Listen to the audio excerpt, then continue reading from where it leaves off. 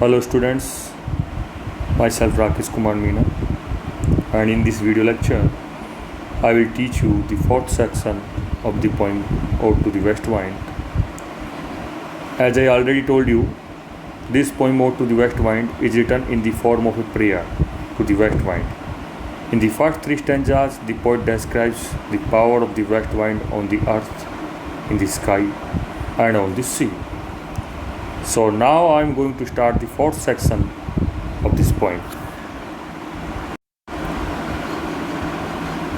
In the first few lines of this section, the poet writes, "If I were a dead leaf, thou mightest bear, if I were a swift cloud, to fly with thee, a wave to pant beneath thy power, and share the impulse of thy strength, only less free than thou, O uncontrollable."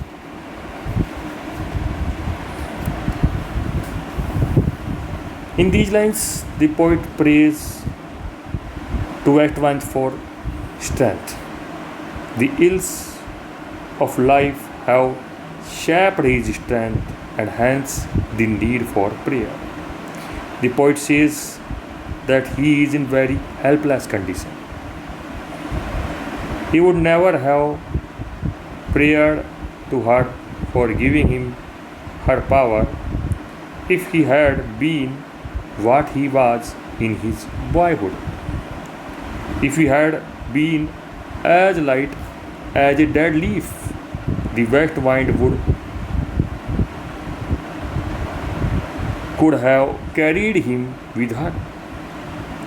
If he were a swift cloud, he could have flown with the west wind. If he had been a sea wave, he would have got her power, and thus he would have shared the fact of her strength, as the sea waves do. He would have been only a little less powerful than the wind was.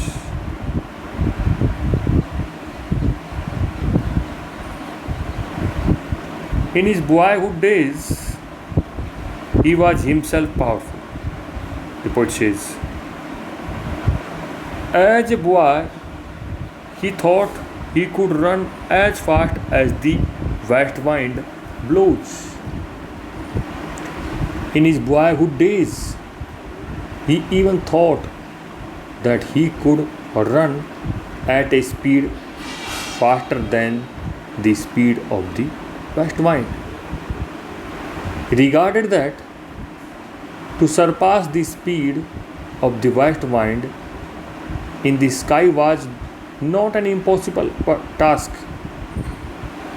The poet requests the west wind to carry him on her current as a wave, or as a leaf, or as a cloud, because he wants to share the driving force of her strength.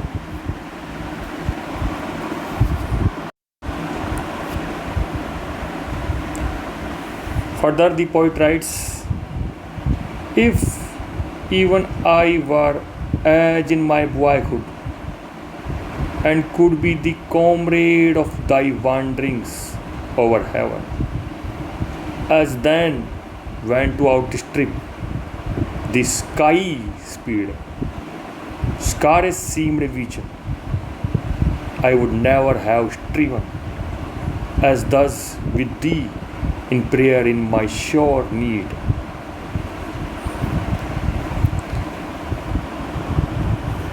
In these lines, the poet says, in his childhood days,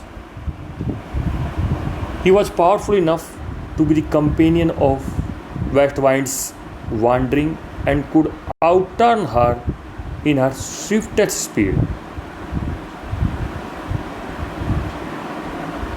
Poet says, if he were what he was in his boyhood, he would not have prayer to the west wind for strength. The poet wants to partake the fierce strength and energy of the west wind. If he had been a leaf, a cloud, or a wave, and if he could feel the impulse of her strength, he would never have tried to pray to her for power. There would have been no occasion for this petition, for giving him strength, if he had retained the dreams and enthusiasm of his boyhood. But now he is weak and is in sore need of strength. Hence he prays to the west wind for strength. In the last lines of this section, the poet writes, "Oh, lift me as a wave, a leaf, a cloud.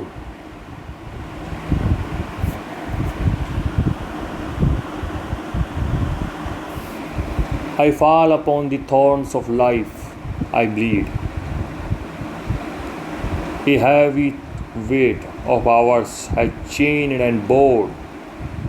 One too like thee, tameless and swift and proud."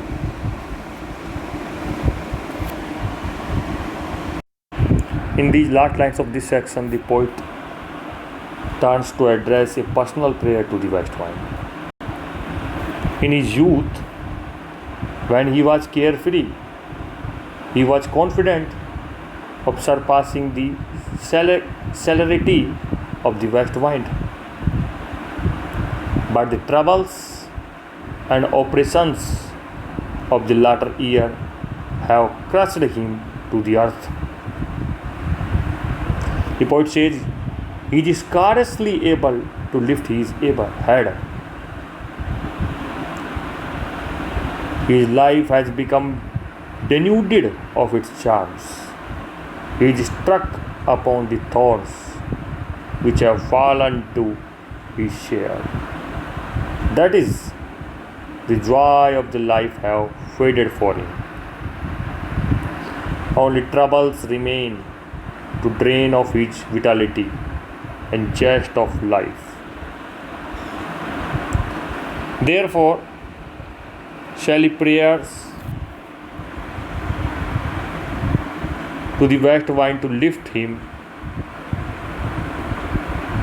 from the earth and impart him her energy, so that he may be able to break through the restraints and become light and fleet like a leaf,